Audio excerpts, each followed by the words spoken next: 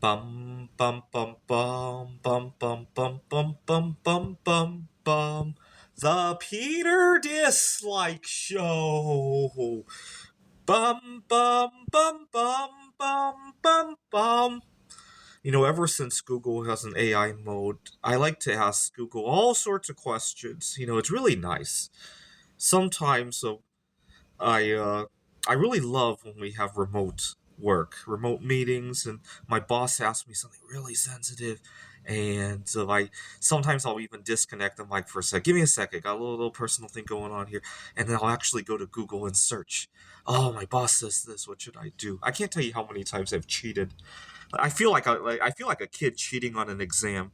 Again, every time I do that, I just suck so badly at navigating workplace situations. So I asked Google what would happen if all singles went on a strike for one day. And Google apparently has some positive things to say. Highlighting singleism, definitely a goal of mine. A lot of times people don't even know it exists. I can't tell you how many times people say that, well, everybody is single at some point, or that, everything has its pros and cons. Yeah, I know everything has its pros and cons. What I don't understand is why we have to enhance all of that with more bias, right? Reclaiming the narrative. Yep, I want people to understand that. Just like some people might marry somebody of a gender that you don't agree with or a race that you don't agree with, some people marry themselves, right? That's definitely, this is a big one. Solidarity. People are single in so many different directions. Some people are solo sexual, have a relationship with them. Some people have not met the right person yet. Some people are separated. Some people are widowed, and all sorts of permutations of all of that. And I think that's a big reason why there aren't very good politics for people who are single, because they're pulling in different directions. Imagine going to the polls and voting for, instead of voting for Trump or who was it, Kamala Harris, you had a different political idea, but there were 8 or 9 different figures for that, right? So if you're independent, and some people voted for Ron Paul, while other people voted for Gary Johnson, and it got all diluted, right? That's single bias in a nutshell, right? Some people are voting solo sexual, other people are voting I'm still dating, and you don't get the solid body, right? That's a big problem. I think this is going to be a big one that doesn't really have a solid answer at the moment, and obviously the media attention, uh, economic and political impact, workplace disruption. But that's a good thing, because the more it disrupts the workplace when singles go on strike, the more people will see that singles are actually pulling weight. The worst thing that could happen is singles go on strike and nothing happens. The economy hums along, right? That would really go to show that singles don't even pull a whole lot of weight, right? I like that, actually. Exposing the unequal policies. Right now, we have 1,000 federal laws that literally have the word married. If you're married to whoever, you get a tax break. If you're married to whoever, they get to do whatever.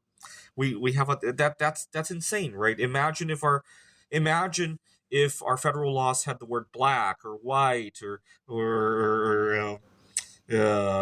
I don't know. Do our federal laws have gender in them? If you're male and whatever, if you're female, I don't know if it does. Right? Our federal laws, they might have age in them. Well, they definitely do, because Social Security, right? You get the idea, right? Legislative pressure. Yep. Logistical challenges. I mean, think about how we could resolve some of these challenges. Achieving universal participation, impossible to achieve because single parents, those are essential services, or non-unionized workers. See, we need to have some kind of a strike fund, so to compensate the few that will lose their jobs from doing this, right? After all, not a whole lot of people are going to lose their jobs doing this. Why not? Because the employers need us, which is why we had the disruption from the strike, right? It might be a small percentage of reshuffling. I think we can handle that if we worked it with solidarity. Defining single, here's an easy one. The term single can encompass various different relationships, dating, cohabiting. Okay, I define it as anybody who sees differences in how they're treated at work as a result of their relationship status. It doesn't even have to be people who are unmarried. If you're married in an unconventional way and you get treated differently as a result, I want you to participate too, right? Coordination and organization. That's why I'm being one of the first people to suggest this, right? I want people to comment on this. Get this video viral. Hit the dislike button. Get more dislikes than the YouTube Rewind video. Get this video out there. Maintaining a clear message. Well, you know what? I actually want this to be a broad message because this isn't about discrimination against singles. This is about the government getting involved in our personal relationships, whether it be with ourselves or with somebody else, right?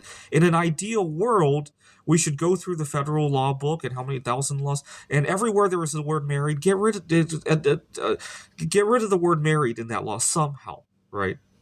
So, in other words, we would probably do away with joint tax filings, right? And we might have to change the tax system, but there should be no such thing as a joint tax return, right? Or any tax return, really, if some people had it their way, right?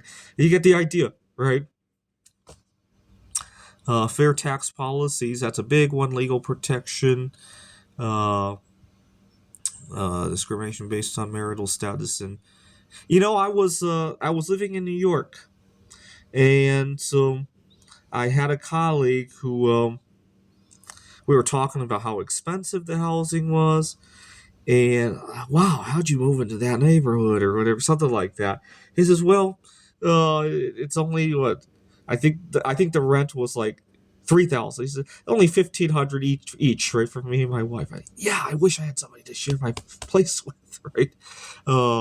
And I don't know how we would resolve that. I do know in Taiwan, for example, you guys remember I was staying in a hostel in the Taipei 101 area.